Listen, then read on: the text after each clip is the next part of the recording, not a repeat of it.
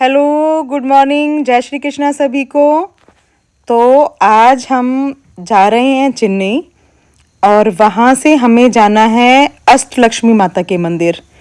बहुत ही फेमस मंदिर है, एलियट बीच पर है ये, बसंत नगर। तो बहुत सुना है मैंने इस मंदिर के बारे में, तो आज चलो आप भी मेरे साथ, आपको मैं दिखाती हूँ कि वहाँ वो मंदिर किस तरह का है और कैसे बना है। चेन्नई एयरपोर्ट पे हम लोग पहुंच चुके हैं। कितनी खूबसूरत यहाँ पे पेंटिंग्स लगी हुई हैं।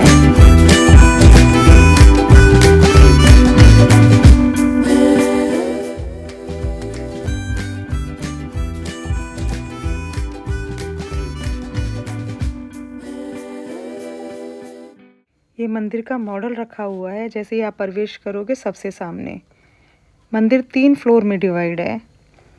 दूसरे फ्लोर से ही दर्शन शुरू होते हैं और जैसे मैं जा रही हूँ सबसे सामने सबसे मेन मंदिर है। जो मेन मंदिर है वो महाविष्णु और महालक्ष्मी जी को समर्पित है।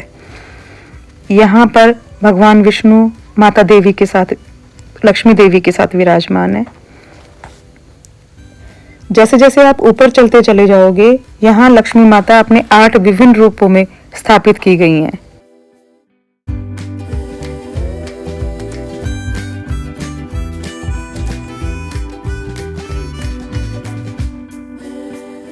यहाँ देवी लक्ष्मी अपने अलग अलग 8 विभिन्न स्वरूपों में विराजमान हैं।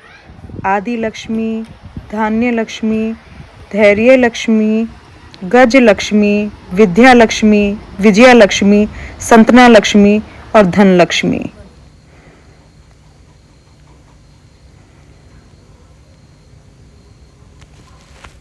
अलग अलग फ्लोर पे क्योंकि माता अलग अलग रूप में विराजमान है, तो आप सीढ़ियां चढ़ के 3rd फ्लोर तक जाते हो और देवी की पूजा के लिए कमल के पुष्पों का ही विधान है। देवी लक्ष्मी कमल के फूलों से ही खुश होती है। अरे अरे, ये देखिए सामने, जैसे ही आप ऊपर जाते हैं सामने एक विशाल महासागर कितनी तेज गर्जना करते हुए, जैसे माता रानी का अभिषेक खुद कर रहा हो, स्वयं कर रहा हो।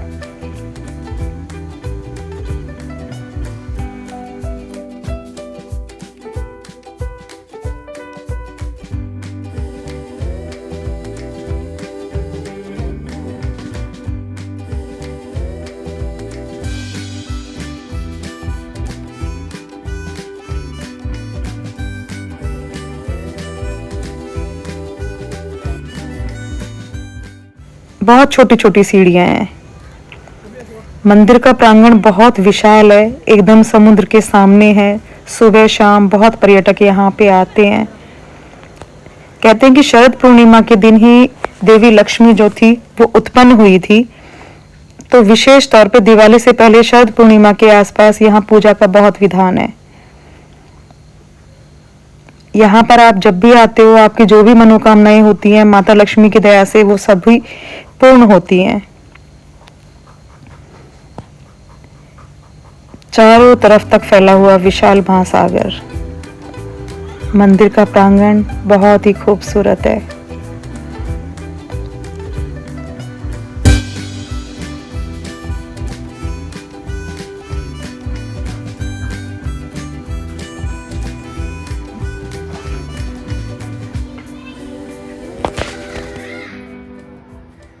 अचानक मुझे ना ये छोटे छोटे से बिल्ली के बच्चे यहाँ पे दिख जाते हैं। बड़े क्यूट से छुप के जगह ढूंढ के बैठे हुए हैं। लेकिन जैसे ही मैंने इनके पास जाने की कोशिश की तो भाग गए दूर।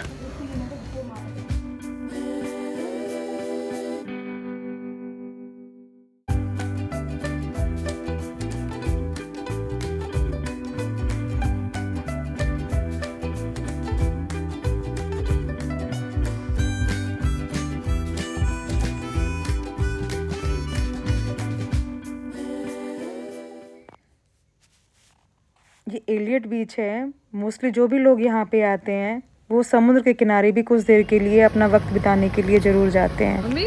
अब साउथ में आप आए हो तो साउथ की सबसे खूबसूरत चीज़ है यहाँ के गजरे, जो शायद यहीं पे मिलते हैं इतने खूबसूरत। तो मुझे तो लगाने आते नहीं थे, इसलिए मैंने आंटी को ही बोला कि आप मेरे बालों में लगा दो, और देखो मैंने इतने प्यार से लगा भी दिए। शायद मेरा पहला एक्सपीरियंस था, मुझे पता ही नहीं था कि गजरे कैसे लगाए जाते हैं, और उन्होंने बड़ी खूबसूरती से बड़े प्यार से मुझे लगा भी दिए।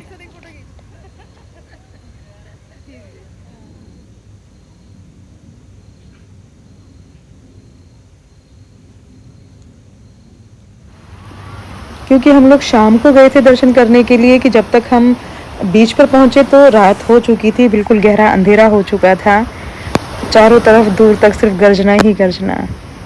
आप सुनोगे कितनी तेज आवाज़ें आती हैं शांति में, क्योंकि रात का समय होता है, एकदम सन्नाटा होता है उस टाइम, तो ये गर्जनाएं और भी तेज महसूस होती हैं आपको।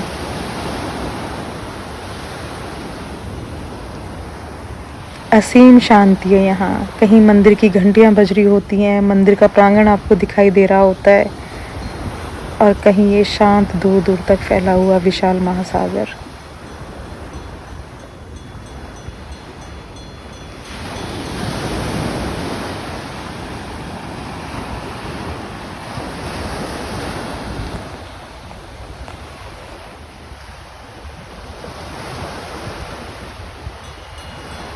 तो ये लहरें आपके पास आती हैं और फिर जब वापस जाती हैं तो ऐसे लगता है जैसे आपके पैरों के नीचे से ज़मीन ही निकल गई हो।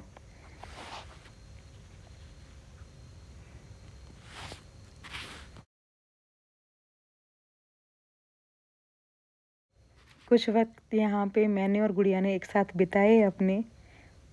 उसके बाद हम इस बालू वाली रेत में अपनी चप्पलें हाथ में ली और वहाँ से निकल गए, थोड़ी सी मस्ती करते हुए। आप देखना और बताना कि आपको मंदिर की यात्रा कैसी लगी। Thank you so much. Good night.